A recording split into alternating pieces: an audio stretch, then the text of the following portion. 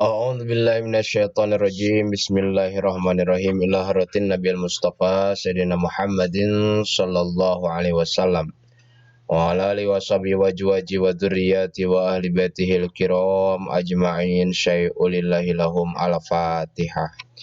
Bismillahirrahmanirrahim. Alhamdulillahirabbil alamin arrahmanirrahim maliki yaumiddin.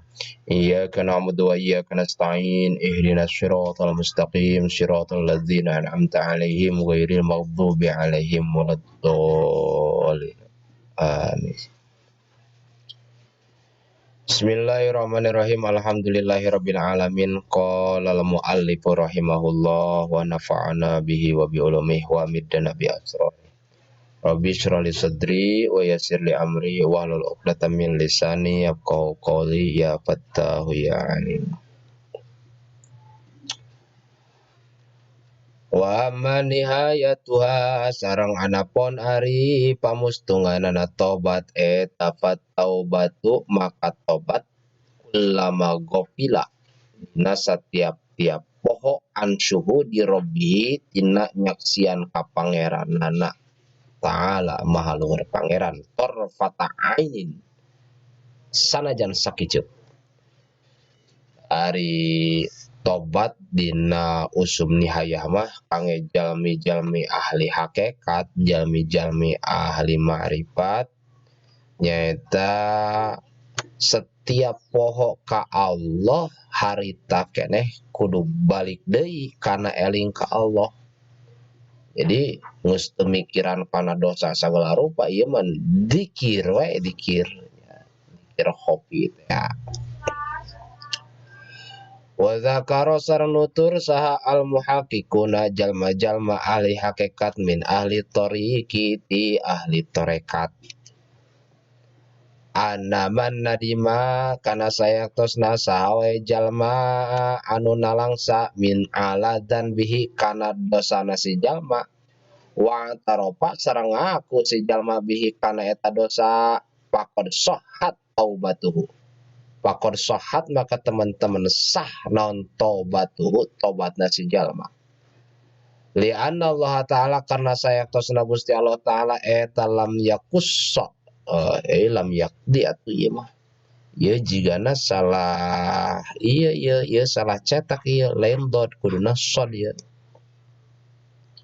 Li anna Allah taala karena sayaktosna Gusti Allah taala eta lam yakussa teu kantos ngisahkeun ka urang sadayana alaina ka urang sadayana fi taubati abina Adam fi taubati abina dina tobat bapa urang sadayana Sayyidi Adam tegasna mah Sayyid Adam Kanjeng Nabi Adam alaihi salatu wassalam ilal intiropa kajaba kana ngangkenna Kanjeng Nabi Adam wan nadama sareng kana nalangsana Kanjeng Nabi Adam.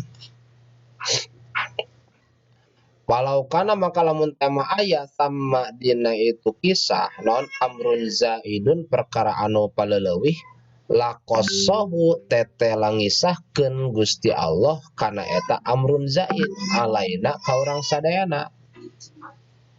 Wa qaulul ulama sareng ari pangandikana para ulama inna min syarati taubati sayaktosna eta tetep dina syaratna tobat al iqla'u ari ngalaan kana dosa.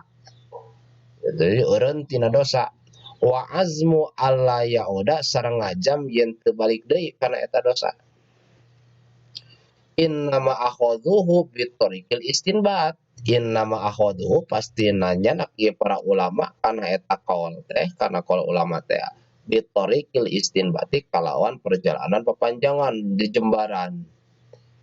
Idin nadimu ala syai'in karena anu nalangsa kana hiji perkara min lawazimihi eta tetep tina kamistianana tina ngengketna tina langsa teh al iqla'u ari ngalaan tina padosaan tina padorakaan teh wa azmu alla yauda sareng yen ngajam moal balik-balik deui kitu we kun langsa wungkul keneh ge jelema teh geus pasti eureun dina dosanana teh Jadi moal hayo wae nyieun dosa da manehna keur nalangsa mah nya keur nalangsa bari dilakonan keneh lain ge nalangsa atuh kitu nalangsa prihatin sedih urang teh loba dosa wa malamun sareng kamalum anna taubat sayaktosna tobat eta tagfiru huquqallah ngahampura kana hak-hakna Allah taala wa dzulmul abdi sareng padoliman hamba li nafsihi kana dirina si hamba birtikabil ma'asi kalawan ngarempak pirang-pirang padorakaan duna syirki dina salianti syirik billahi taala duna syirki billahi taala salianti syirik ka Allah taala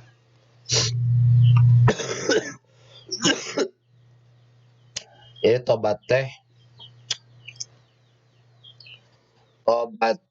matak dihampura dosa asal dosa teh dosa hak Allah nya hakullah anu jelas-jelas dihampura.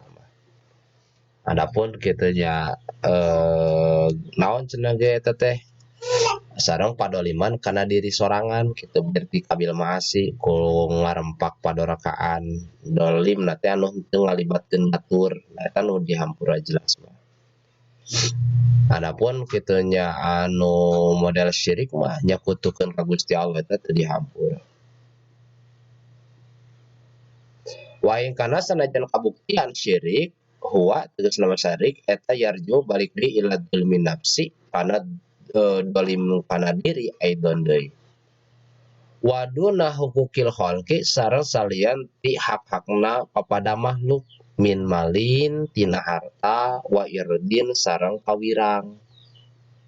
Nah, wasayati sareng bakal datang naon al kalamu papanjangan carios alaihima kana itu urusan mentah hampura kapapadanya dosa kapapada insyaallah taala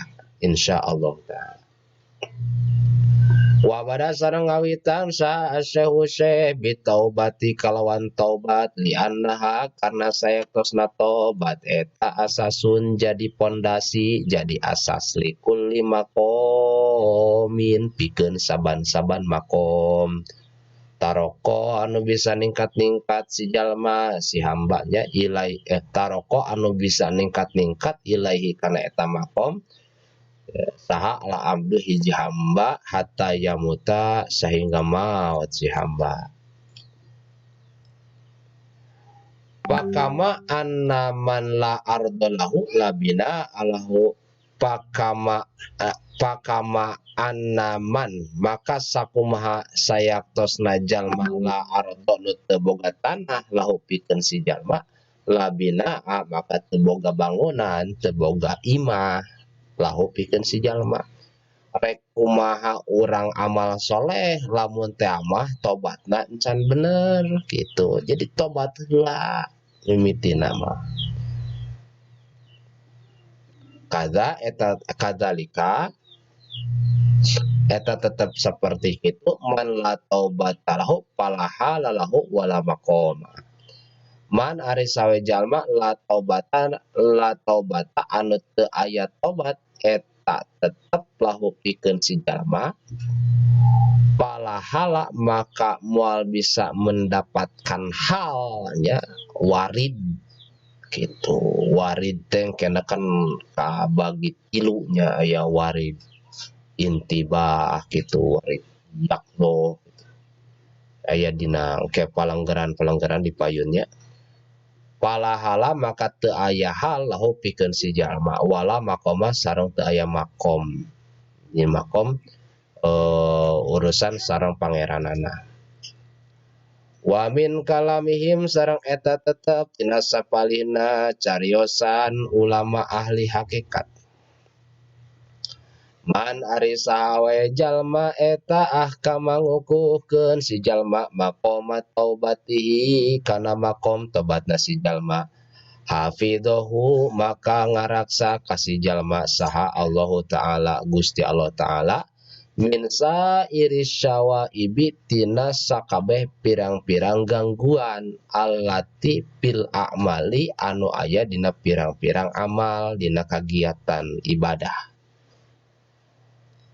Pahia maka ari itu syawaib eta nadziru maqamiz zuhdi, jadi bandingan makom zuhud di dunia yahfadu ngajaga ieu makom zuhud teh sohibahu kanu boga na makom min sairima tina sakabeh perkara yahjubu nu ngahalangan ieu perkara anil haqqi ta'ala ti Gusti Allah anu maha hak ta'ala maha luhur Allah.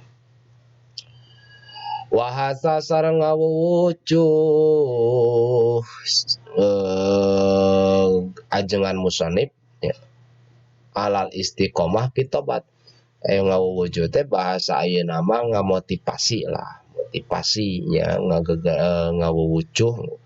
Wahasa sareng ngamotivasi ajengan musannif alal istiqomati kana istiqomah pitobati dina tobat. Li'annahu karena sayaktosna kalakuan eta mata makana pitobati al-iwijaj kapan-kapan ayat pitobati dina tobat non iwijajun aya sok pungkul pengkol ini in sahaba hukmuhu tegas nama sok lebur hukum tobat ai al-iwijaj tegas nama pungkal pengkol coloheor pikuli makomin dina sakur makom badahu dina sabada tobat. Payasiru maka jadi non binauhu adeganana si jalma teh eta muhal-halan